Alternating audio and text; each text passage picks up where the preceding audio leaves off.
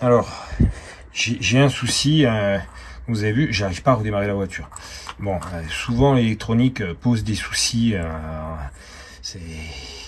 c'est parfois capricieux malheureusement. Donc là j'ai changé les piles, elles sont neuves et malgré ça l'anti-démarrage ne se désélectionne pas.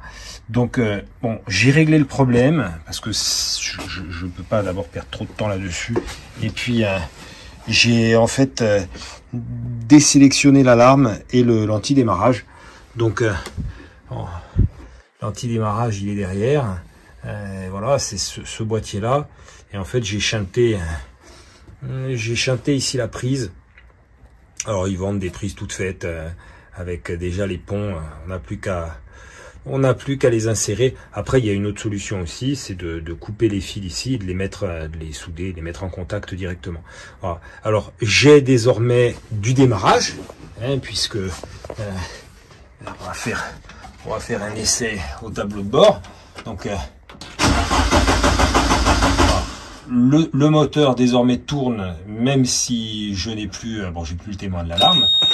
Par contre, bon, là j'ai encore un souci, je ne sais pas pourquoi ça reste allumé au niveau du tableau de bord. Bon, ça c'est des choses que je vais régler. Par contre, quand je mets le contact, on n'entend pas la pompe.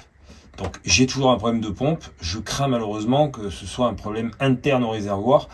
Donc il va falloir que je le démonte et que je contrôle ma pompe, d'essayer de comprendre pour quelle raison elle ne marche pas, parce qu'a priori là il y a un des deux contacts, alors je sais plus lequel, celui-ci ou celui-ci, il y a un des contacts qui est pour l'anti-démarrage et l'autre contact qui est prévu, enfin l'anti-démarrage donc qui permet de lancer le démarreur, et l'autre contact qui permet de lancer la pompe à essence.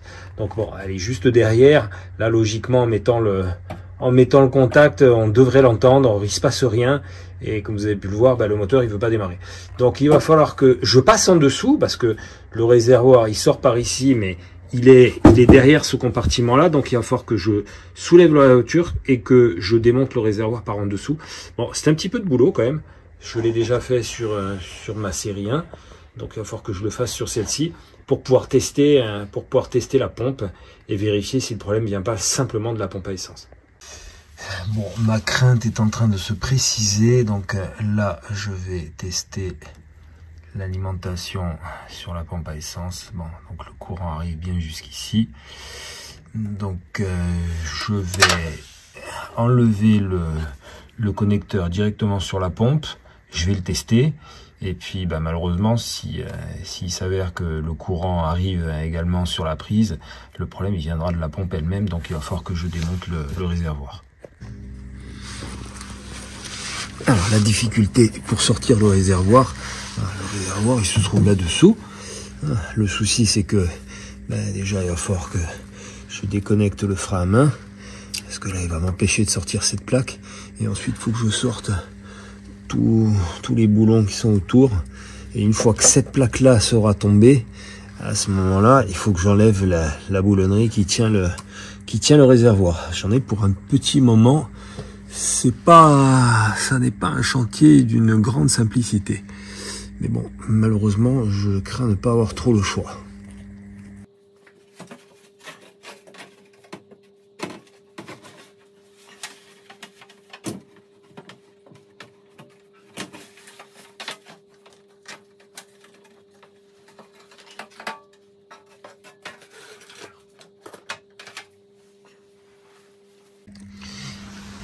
Alors, pour ne pas avoir à déconnecter les deux durites de l'autre côté, j'ai réussi à le basculer comme ça. Bon, j'en ai mis un petit peu à côté, hein. Par contre, quand on voit l'état, les dépôts qu'il y avait dans la pompe, d'ailleurs bon, la couleur du carburant elle est pas exceptionnelle non plus, ça sent le vieux carburant en plus. Et là voilà ma pompe, donc je vais la tester de suite pour voir si elle fonctionne ou si elle est grippée. On va être fixé rapidement.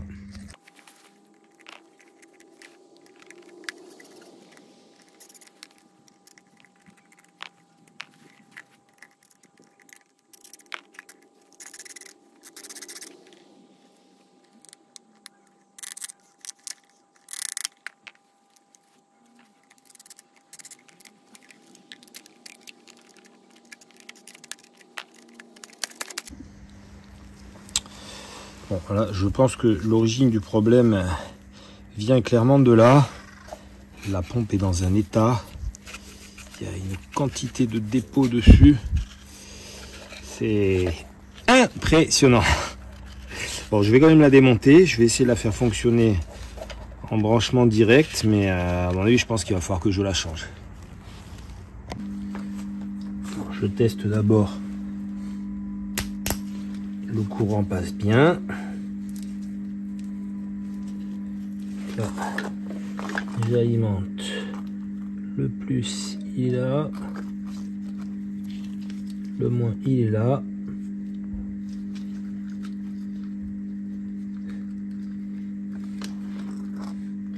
Et comme on ne l'entend pas, il ne se passe rien du tout. Voilà, donc la pompe est clairement cuite. Puis bon, le problème c'est que ce sont des pompes qui sont serties, donc ça c'est bon pour la poubelle. Je vais voir, je crois dans mon stock avoir une pompe de série 1. Avec un peu de chance, c'est la même. Et ça, c'est la pompe de série 1. Voilà, bon. Donc le problème est réglé, c'est clairement la pompe qui est morte. Je vais voir, parce que c'est pas exactement les mêmes connexions. Elles se ressemblent, mais elles n'ont pas tout à fait la même taille. Et puis il faut que je vois si la pompe est pas plus profonde. Enfin, en tous les cas, j'ai trouvé l'origine du problème, c'est déjà une bonne chose. Bon, sur ce coup-là, j'ai pas de chance, parce que j'ai deux pompes à essence de S1. Puis celle-là aussi, elle fonctionne. Le problème, c'est que, ben voilà, on n'est pas sur les mêmes dimensions, donc il va falloir que je me trouve une pompe d'origine pour la S2. Alors j'ai sorti ma pompe à essence. Le problème de ces pompes, comme je vous l'ai expliqué, ce sont des pompes qui sont serties, donc malheureusement, logiquement, on peut rien faire pour les réparer. Mais alors j'en ai commandé une neuve. Pas chez Lotus parce que ça coûte un bras. Je suis sur un forum qui s'appelle Garage 111, qui est un forum de passionnés de Lotus. Lotus, ils les exigent tous les fun. Et j'ai juste mis une petite annonce comme quoi je recherchais une pompe avec des références autres que les références Lotus. Et il y a un des gars du forum qui m'a gentiment donné un lien vers une pompe qui se monte initialement sur une Harley Davidson, mais qui a sensiblement les mêmes dimensions. Donc bon, je l'ai commandé. Et puis bah, là, comme je suis curieux, je vais essayer de la dessertir. Bon, je vais redresser un peu tous les bords ici pour pouvoir sortir. Bon, je pense que c'est le corps ici qui est bloqué plus que le moteur qui doit être grillé.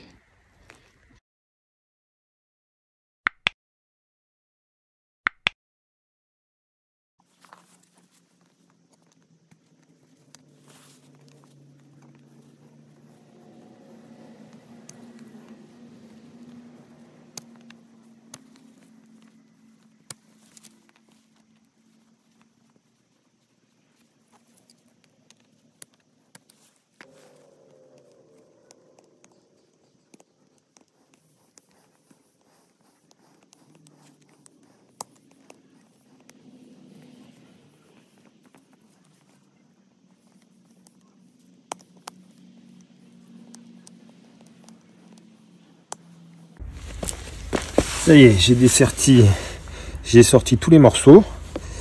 Bon, déjà, on voit un premier problème. Là, il y a un souci sur ce charbon-là. Bon, je vais regarder s'il est ou complètement usé ou alors s'il est simplement bloqué, parce que j'ai l'impression que ça a un peu fondu. Là, il a dû avoir un petit coup de chaud. Bon, là, le corps, il n'y a pas grand-chose à rajouter. Je vais lui mettre un coup de nettoyage. Pareil sur cette partie là, bon, je vais bien nettoyer les portées, ouais, elles sont marquées quand même. Et puis là pareil, ces pièces là, je vais tout nettoyer. Et une fois que c'est nettoyé, je vais remonter. Bon, je vais voir pour changer le joint Là, il y a un joint torique. Je vais voir si j'en ai de cette dimension-là pour le changer, histoire que ça refonctionne. Bon, c'est juste en attendant, enfin, c'est pour m'amuser, hein, vous l'avez compris. Je ne vais pas remettre cette pompe sur la voiture. Ce sera juste pour le plaisir de réessayer de la refaire fonctionner. Le problème du charbon est réglé. J'ai réussi à le décoincer. Donc là, je vais pouvoir remonter ça. Maintenant, je nettoie les autres pièces et je remonte.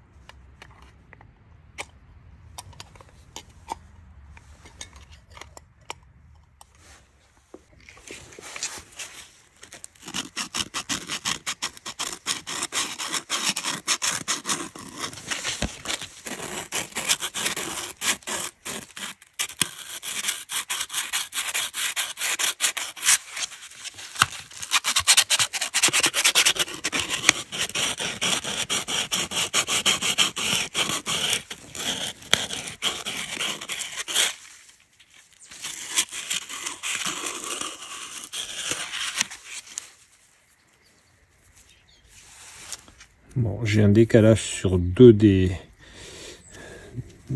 portées, donc il va falloir que je remette tout ça à niveau parce que sinon ça va coincer tout simplement. Je pense d'ailleurs que le problème vraisemblablement il doit venir de là, une usure prématurée. Est-ce que ça a chauffé derrière?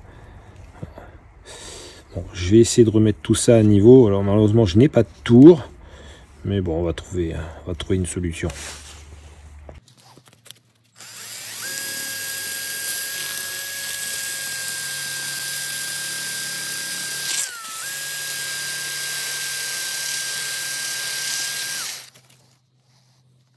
Encore un petit peu.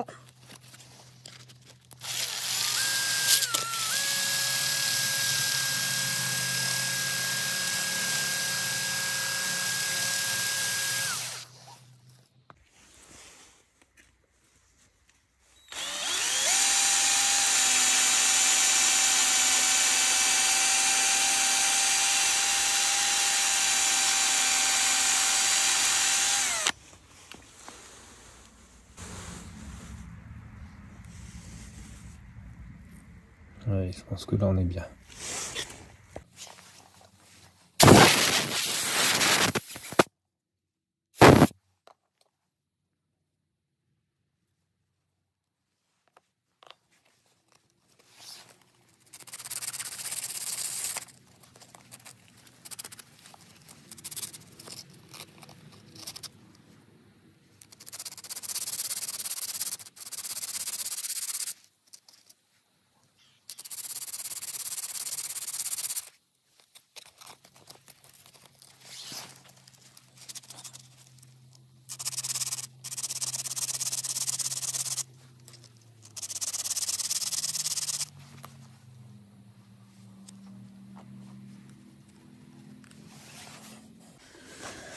Allez, avant de remonter, je vais tester si ça fonctionne ou pas. Yes, génial. Ça marche. Bon, là j'ai pris une batterie qui est enfin partiellement déchargée, donc c'est peut-être pour ça aussi que ça tourne pas aussi vite qu'il ne faut. Mais en tout cas, elle revient à la vie. Alors, dernière étape, donc il faut que je remette ceci.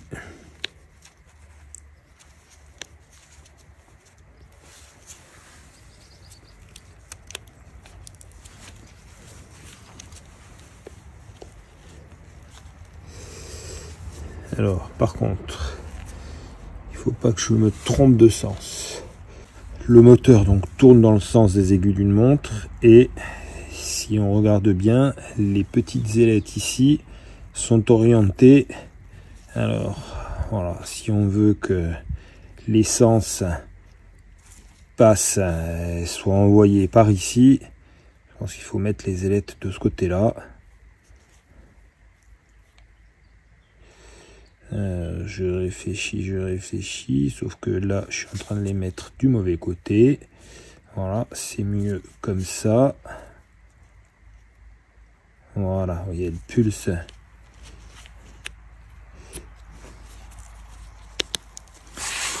Ouais. Bon, j'ai regardé dans mon stock, malheureusement, je n'ai pas de joint torique de cette dimension-là. Bon, c'est pas dramatique. Je vais quand même le remonter avec celui-là, que je sois bien au fond.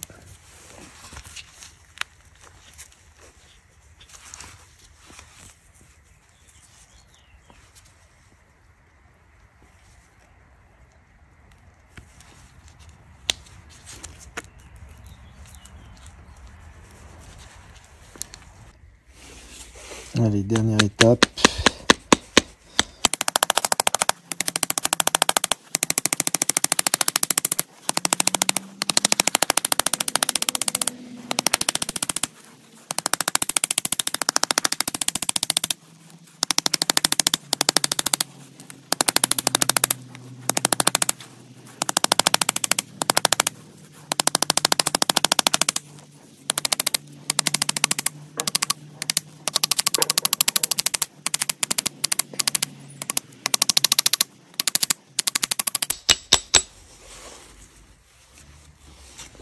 Allez, ben, il ne reste plus qu'à tester.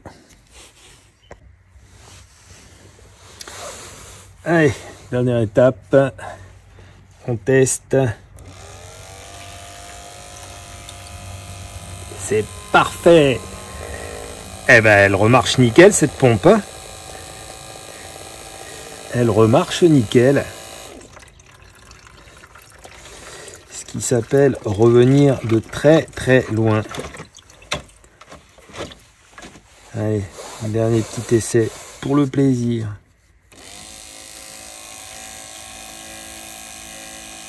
Ça débite super, hein. Qu'est-ce que je me suis embêté à en acheter une autre.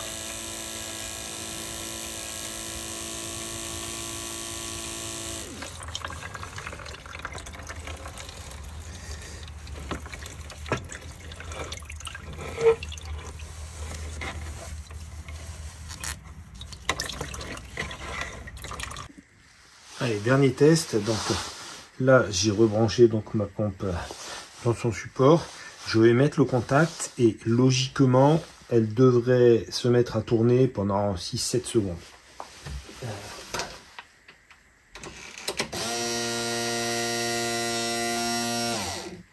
Allez, c'est parfait, ça marche.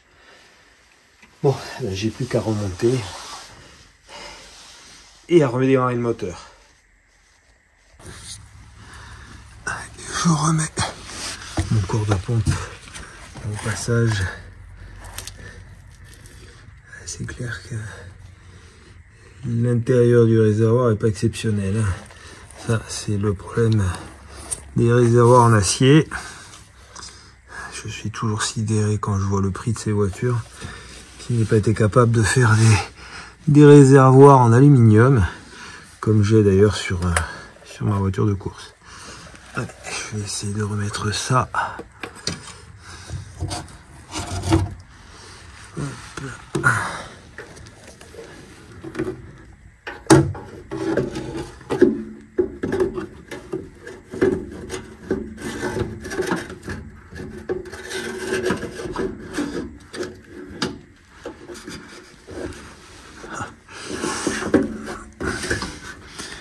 Ça coince.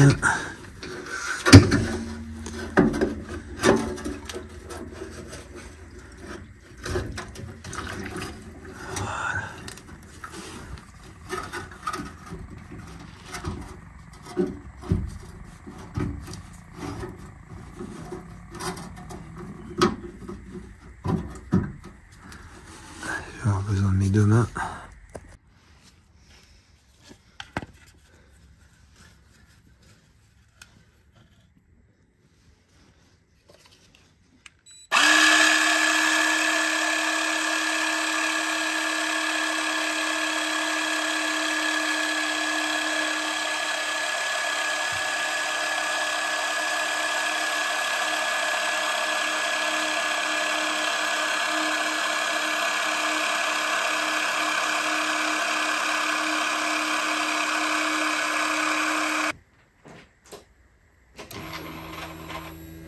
La pompe.